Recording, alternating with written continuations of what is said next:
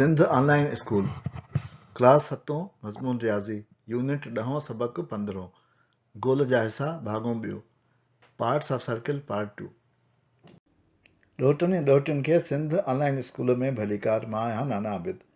ॿार गोल या सर्किल जे बारे में असां कुझु मालूमात पोएं सबक में हासिल कई।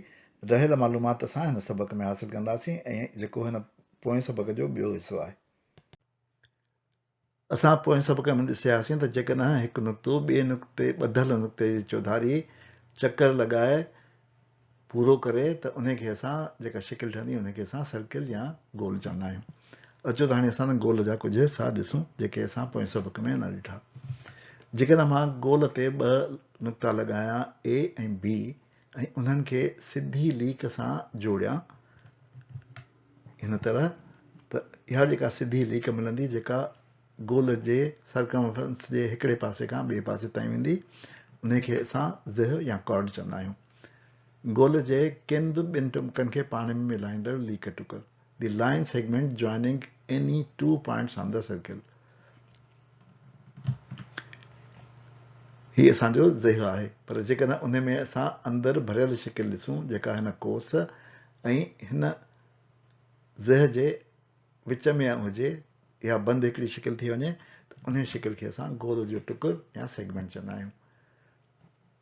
गोल जे ज़िह ऐं कोस में बंदि थियल शिकिल खे सेगमेंट चवंदा आहिनि।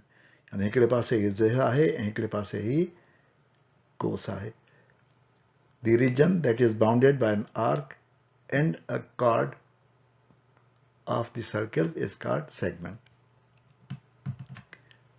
हिन में तव्हां ॾिसी सघो था त जीअं कोस में नंढो कोस ऐं वॾो कोस हो अहिड़ी तरह सेगमेंट बि नंढो बि थी सघे थो ऐं वॾो बि थी सघे थो। माइनर सेगमेंट गुलाबी रंग सां ॾेखारियल आहे ऐं मेजर सेगमेंट असांजो ब्लू रंग सां ॾेखारियल आहे।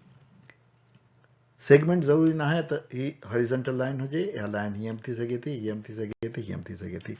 यानी जेकॾहिं असां वटि हिन शेप में बि हुजे त इहो बि असांजो हिकिड़ो सेगमेंट आहे। सेगमेंट गोल खां अलॻि बि थी सघे थो। यानी ज़रूरी न आहे त असांखे सॼो गोल ठाहिणो हुजे सिर्फ़ु हीउ टुकड़ो जेकॾहिं ठाहियूं त इहो बि गोल जो सेगमेंट आहे। मां वरी वरजाईंदो हलां त ज़िह जो हीअं हॉरिजॉन्टल थियणु ज़रूरी न आहे। ज़िह जो सिधो या हॉरिजॉन्टल हुजणु ज़रूरी न आहे।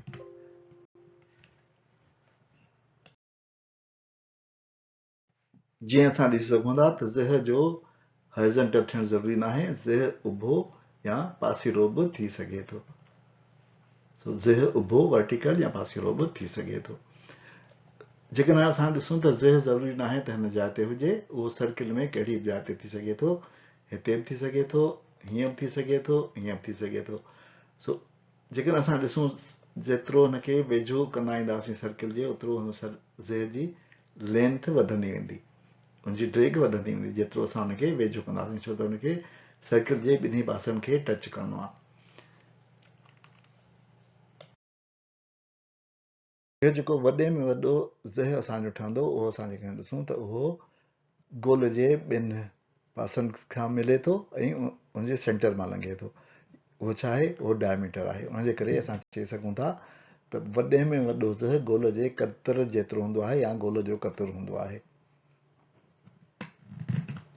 ऐं उहो ज़िह गोल खे ॿिनि हिक जेतिरनि हिसनि में विरहाईंदो आहे। जेकॾहिं असां हिन ज़िह खे ॾिसूं त हीउ गोल जो हिकिड़ो हिसो आहे ऐं हिकिड़ो ॿियो हिसो आहे। उनखे ॿिनि बराबरि हिसनि में हिक जेतिरनि हिसनि में विरहाए थो। यानी गोल हिकिड़ो हीउ हिसो ठही वियो हिकिड़ो हीउ हिसो ठही वियो। गोल जो ॿ हिसा थी विया गोल जा हिन ज़िह जे करे या जेको डायमीटर ते आहे। यानी असां इहो बि चई सघूं था त हीअ ॿ सेगमेंट ठही विया। इहे सेगमेंट जेके डायमीटर सां ठहंदा आहिनि वॾे में वॾा हूंदा आहिनि उहा शिकिल जेका गोल खे अधु अधु करण सां ठहे थी उन शिकिल खे असां अधु गोल या सेमी सर्किल चवंदा आहियूं। The shape formed by cutting a circle in 2 equal portion या हाल्स इनखे असां सेमी सर्किल या अधु गोल चवंदा आहियूं।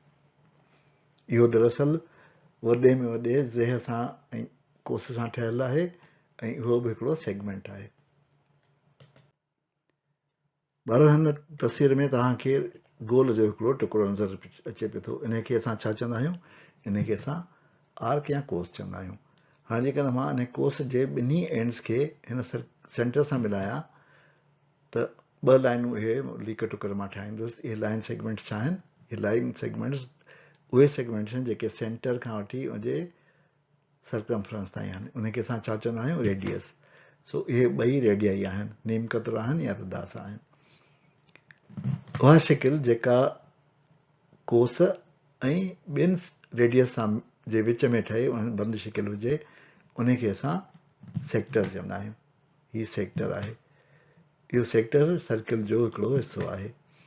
ॿिनि नीम कतरनि ऐं संदसि विच वारे कोस सां ठहियल बंदि शिकिल जेका गोल जो हिसो हुजे, उनखे असां सेक्टर चवंदा आहियूं। A part of circle bound by two radii and included angle, यानी इंक्लूडेड आर्क, यानी विच वारो जेको कोर्स आहे उनजो, हिन जे ॿिन्ही जे विच वारो जेको कोर्स आहे उहो सेक्टर ठाहींदो आहे। सो अहिड़ी तरह असां हिननि ॿिनि सबक़नि में गोल जा ही हिसा ॾिठा, रेडियस या नीम कतर, डायामीटर या कतर, सेगमेंट या गोल जो हिसो, कॉर्ड या ज़ह, सेक्टर, आर्क ऐं सर्कमफ्रेंस। ॿारो इन ते असां पंहिंजे अॼोके सबक़ जी पुॼाणी था कयूं। नाना आबिद खे इजाज़त ॾियो, वरी ॿिए सबक़ में मिलंदासीं।